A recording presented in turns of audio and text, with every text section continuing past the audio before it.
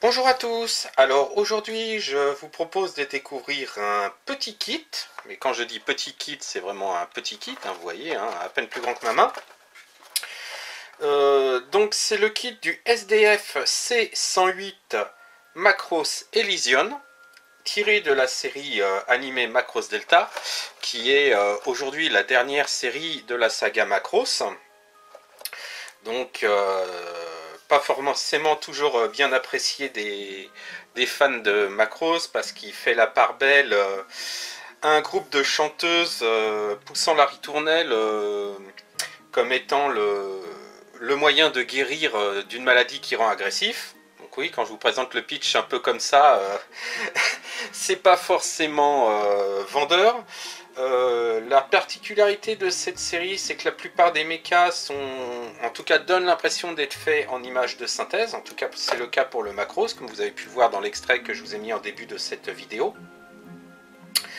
Et la série, de mon point de vue, est intéressante parce qu'au lieu de mettre en place l'invasion d'extraterrestres ou une guerre humano-extraterrestre, elle met en place en fait les contre-coups et les résultats de la colonisation des humains sur les planètes étrangères et éventuellement les conséquences que ça peut avoir avec les populations locales. Donc ce côté-là un peu géopolitique est pas mal dans cette série. De plus, il n'y a pas des méchants d'un côté et des gentils de l'autre. C'est un peu plus nuancé, un peu moins manichéen et un peu plus proche de la réalité. En tout cas de la vie réelle. C'est mon point de vue. Concernant ce kit, alors la série date de 2015 de mémoire. Ce kit, donc qui est un kit Megacall édité par Bandai, date de 2016. Et je vais vous présenter un peu la boîte. On va zoomer un petit peu. Alors, la boîte. Donc sur le devant, une représentation de la forteresse spatiale, donc en mode forteresse, alors que dans la série, la plupart du temps, elle est en mode Battloid, donc mode robot. Le logo de la série. Ici, le capitaine de la forteresse qui est donc un Zentradi. Quelques personnels d'équipage. Ici, nous avons les Volcours qui sont donc les fameuses chanteuses avec ce pouvoir un peu particulier. Le nom ici, donc SDFC 108 Macross Elysion Fortress Mode. Alors je lis pas le japonais, alors si, il y a quand même Macross, j'arrive à le reconnaître sans difficulté, mais c'est surtout que c'est écrit en anglais juste en dessous ici, je n'ai aucun mérite. Donc c'est le 7ème kit dans la collection Megacall. Alors je sais qu'il existe des fighters, alors je vous présente les photos, je sais qu'il existe les VF-31 il me semble, ainsi que les Draken 3 qui sont donc les opposants dans cette série, dans la même collection. Sur le côté, il présente une illustration du modèle monté avec les stickers, puisque ce ne sont pas des calcomanies, mais des stickers qui sont fournis dans ces types de kits. Ici, vous avez les pièces présentes dans la boîte, donc 4 grappes et la planche de stickers ici.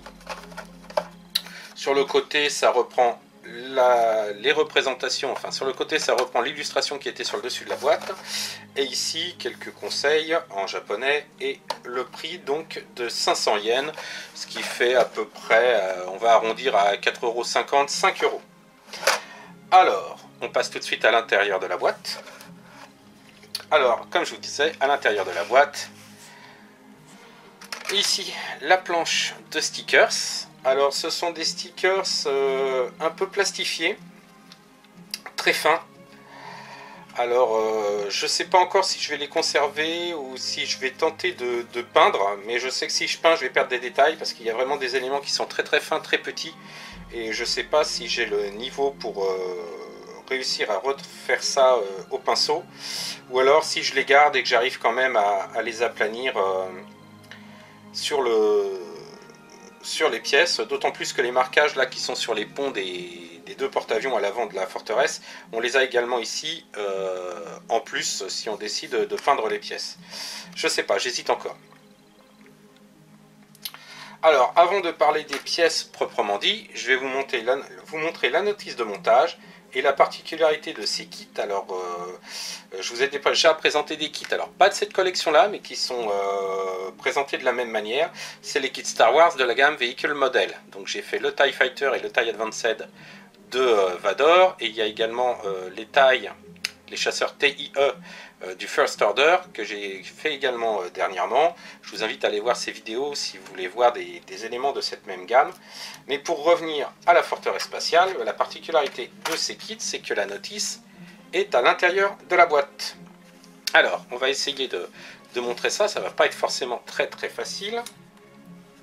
Alors, ce qu'on peut voir d'abord, en phase 1, on assemble donc les parties gauche et les parties droites des deux porte-avions à l'avant. Ensuite, on insère les porte-avions sur la partie inférieure de la forteresse spatiale. Ensuite, alors que je regarde, je crois, voilà, on prend la partie supérieure de la forteresse et on insère des pièces qui vont à l'arrière en faisant donc attention au sens, hein, c'est précisé ici. Ensuite, on met le dessus et le dessous de la forteresse spatiale en rajoutant quelques éléments. Les pièces latérales qui forment les jambes, donc les moteurs de la forteresse spatiale. Une petite pièce qui va en dessous et dont le rôle est de cacher le trou qui permet par la suite de poser la forteresse spatiale sur le support d'exposition, hein, sur le stand. Ici on rajoute des pièces latérales qui font la jonction entre la pièce de la jambe et les porte-avions. Des petites pièces sur le dessus ici qui font office de piste d'envol.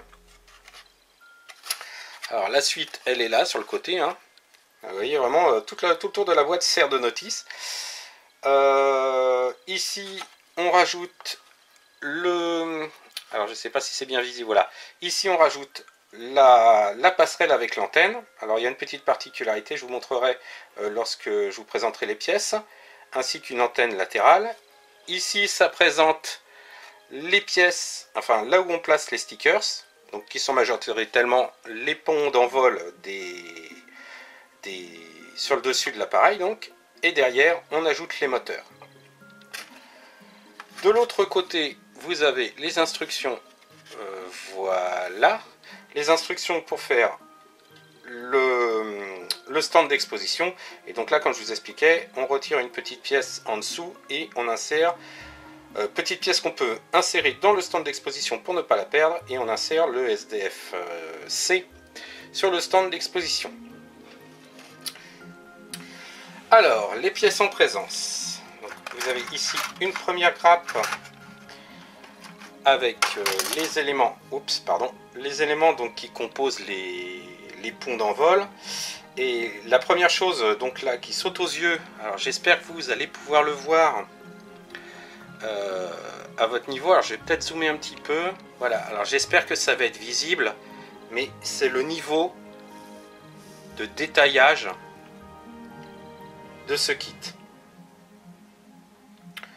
Donc on est sur un kit, alors je ne sais même pas si l'échelle est renseignée, mais en tout cas on est donc sur un kit vraiment très petit, d'un engin qui est censé être relativement gros quand même, hein. Et pourtant on a des détails de folie, exactement comme la gamme Vehicle Model Star Wars, où les détails étaient vraiment impressionnants sur les TIE Fighter. Sur ce kit c'est également très impressionnant là, lorsqu'on voit les parties latérales des porte-avions, les gravures en dessous. Non, c'est vraiment impressionnant les détails sur ces grappes. Donc là une seconde grappe avec donc le stand, le pied, et là c'est le dessus de la forteresse. Voilà, je vous invite à, si vous pouvez voir à l'écran, j'espère qu'avec les reflets vous gênent pas trop, mais le détaillage de folie, et là le mot est vraiment bien choisi, le détaillage de folie sur ce kit.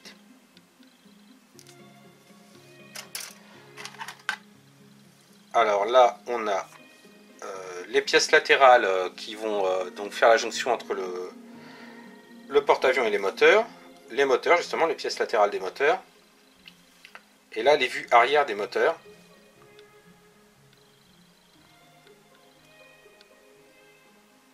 Donc là vraiment un nombre de détails, je reviens là-dessus, mais c'est ce qui m'impressionne toujours sur ces kits, c'est les détails.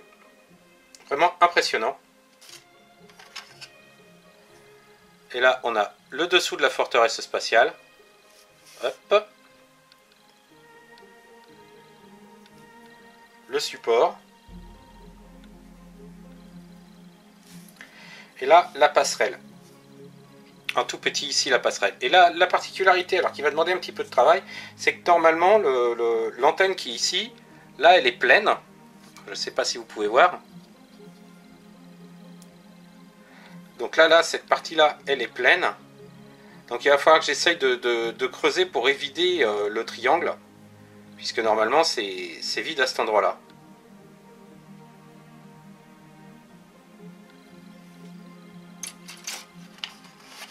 Et voilà donc ce que j'expliquais tout à l'heure, hein, les instructions de peinture sont ici. Donc j'ai traduit, hein, ça dit peinture du pont, gris du pont, dessous rouge du dessous, blanc des réacteurs, beige des réacteurs, avec les mélanges à faire, hein, 80% de blanc et 20% de gris par exemple ici, bleu-gris en fait. Et ici vous avez donc les autres kits, mais cette fois-ci au 1.72. Alors c'est pas les autres kits, c'est l'autre kit au 1.72 de chez Bandai, puisqu'ils font le VF31 transformable. Donc moi je possède le VS31, mais pas de chez Bandai, de chez Hasegawa, non transformable. Je préfère les kits non transformables de chez Hasegawa. Donc voilà pour ce kit. Alors encore une fois, là je cherche l'échelle, mais je ne l'ai pas.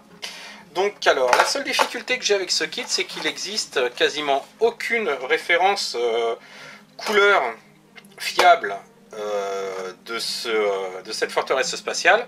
Donc je vais devoir me baser sur des photos trouvées sur internet et sur l'extrait vidéo que je vous ai mis en début de cette vidéo justement. Et l'autre question que je me pose, hein, quand je vous disais le modèle est super détaillé, donc je trouve ça un peu dommage de poser les stickers sur le pont, donc je sais pas encore. Je vais peut-être tenter de faire en peinture et puis bah, si ça passe je laisse, hein. Sinon bah, j'utiliserai les stickers, je sais pas encore, j'hésite. Bah, je vous donne rendez-vous pour vous montrer le résultat le plus rapidement possible.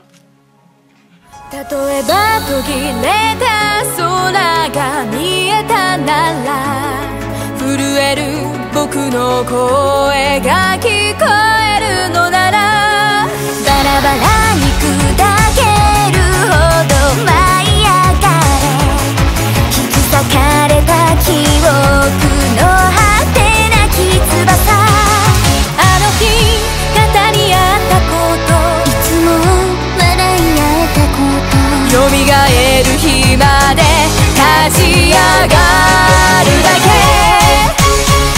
壊してまだもっと僕を感じてそこに君はいますか戦場に咲く命よ燃えろ燃えろ殺していっそ朽ち果てるなら手切れ破滅の果て Et voilà donc ce SDFC 108 Macross Evision terminé.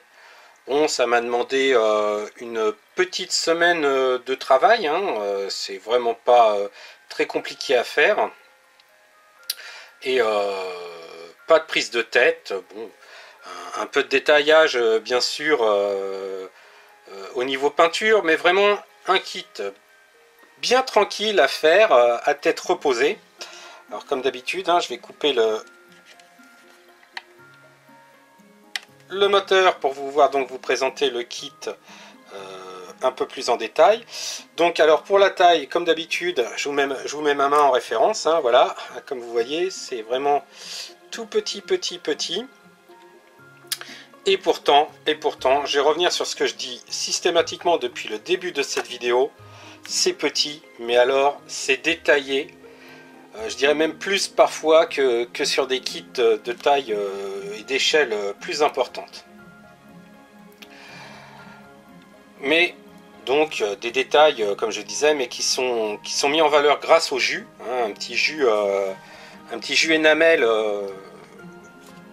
un petit peu partout, avec prudence, hein, parce que c'est un kit Bandai, et l'un des défauts des kits Bandai, bah, c'est le plastique. Je sais pas ce que leur plastique a de particulier par rapport aux autres marques que je connais, mais le plastique Bandai déteste tous les solvants type White Spirit ou Essence F ou Essence à briquet. Ça doit faire une réaction chimique et ça rend le plastique particulièrement cassant. Donc les pièces, je fais bien attention de bien les peindre, bien les vernir avant d'appliquer mon jus, et pareil, je fais pas de lavis, je badigeonne pas, c'est vraiment un jus placé avec la pointe du pinceau à différents endroits et essuyé. Comme je l'avais dit, j'ai quasiment repeint tous les détails des ponts d'envol, hein, donc celui-ci ainsi que celui-là. Celui-ci, j'ai un peu triché parce qu'en fait, autant ces deux parties-là avaient les gravures qui étaient faites et qui permettaient donc avec le jus de faire ressortir, autant tous les traits noirs présents sur les ponts d'envol à l'avant ne sont absolument pas visibles, ne sont pas gravés sur la pièce et ne sont visibles que sur le stickers.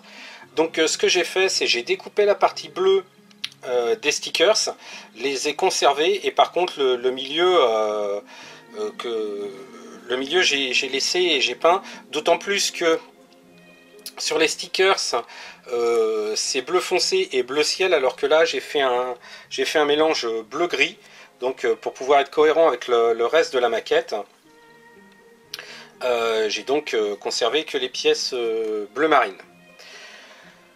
Que dire de plus? Bah oui, un petit détaillage en dessous également avec les parties rouges.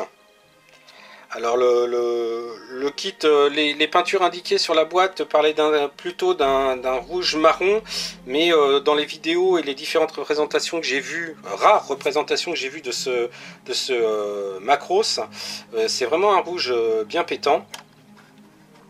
Ensuite, là pour les extrémités des réacteurs, j'ai utilisé un mélange radome et blanc, hein, donc un espèce de beige que j'ai éclairci, et un gris de base pour les tuyères, et bien sûr derrière un acier et puis un jus pour bien faire les tuyères des réacteurs.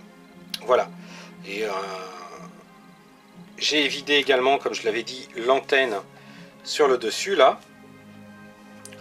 Donc voilà, quelques petites améliorations comme ça, côté peinture et puis du kit, mais franchement c'est un kit qui est très très bien pensé, puisque je n'ai pas utilisé une seule fois la putty.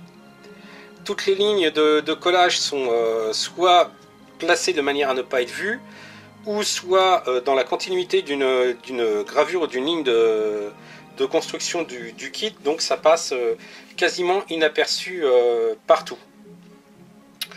Bah, que dire de plus? Il donne quand même un bel effet, hein, un peu petit quand même, hein, je regrette sa taille, mais d'un autre côté, il est, encore une fois, je vais le répéter, hein, bien détaillé pour cette échelle, même si j'ai pas réussi à la trouver, hein, je m'en excuse encore.